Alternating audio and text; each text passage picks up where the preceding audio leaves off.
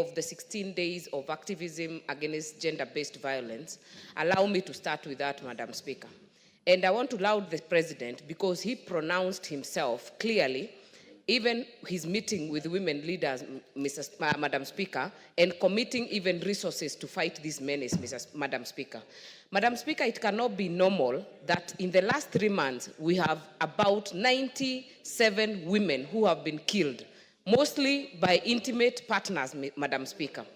Madam Speaker, that means every month we have lost 30 women to gender-based violence, Madam Speaker. And even today, we have woken up to a woman being raped and stabbed in Murang'a. We have woken up yesterday to another one in Nakuru, every in Laikipia. It cannot be normal, Madam Speaker. And I think the disconnect we are having right now is that the President pronounces himself, but the people supposed to take action are sleeping on the job. Madam Speaker, we have not had a statement from the Interior Ministry, even today, condemning these incidences, Madam Speaker.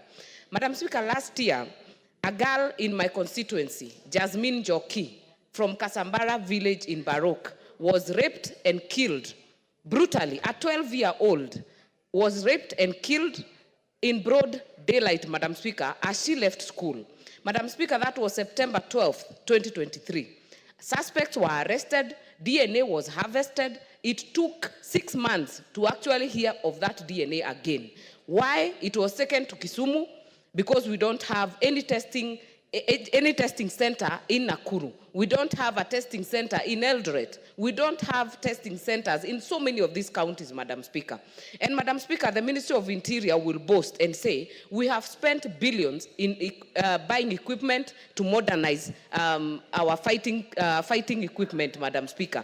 Why is it so hard to spare small shillings to buy reagents that we wait for from South Africa to test for DNA to be able to tell whether someone has committed a rape or a defilement, Madam Speaker? Madam Speaker, why? Because it is not very appealing, because it doesn't have money. There is not much money people can eat from that, Madam Speaker, and it does not have the interest of the nation. Madam Speaker, we have to change this, and we have to get to a point where every county can be able to process DNA samples to ensure that we have these culprits behind bars, Madam Speaker. Madam Speaker, that case really pained me, because when you get a culprit who gets arrested, then tomorrow they are out on bail of 200, of 50,000, of 100,000, they go back to the families and taunt them. They actually tell them, you can do nothing to me, Madam Speaker. And I know people have said women should walk away, but how many are able to do that? Because others follow them, even when they try to walk away from relationships, Madam Speaker. And I say that as someone who has walked away from one which was violent, Madam Speaker. And Madam Speaker, they will follow you, they will tap your phone, they will actually call your friends, they will threaten you.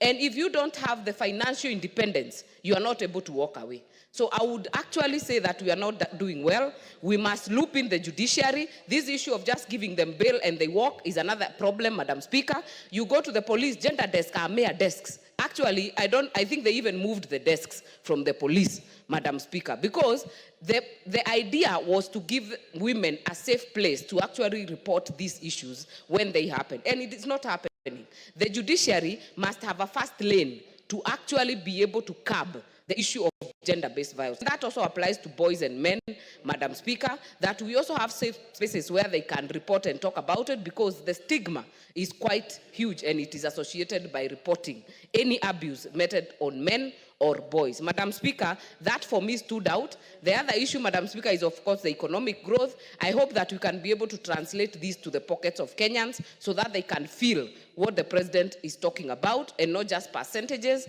That way we'll be able to feel, and we'll not need to say, even on the newspapers, we'll be able to feel and see members doing well and the public thriving, Madam Speaker. I thank you for that opportunity. The Honorable John Mutunga, member for Tigania. Thank you, Honorable Speaker, for the opportunity to make a few comments on the presidential address. Honorable Speaker,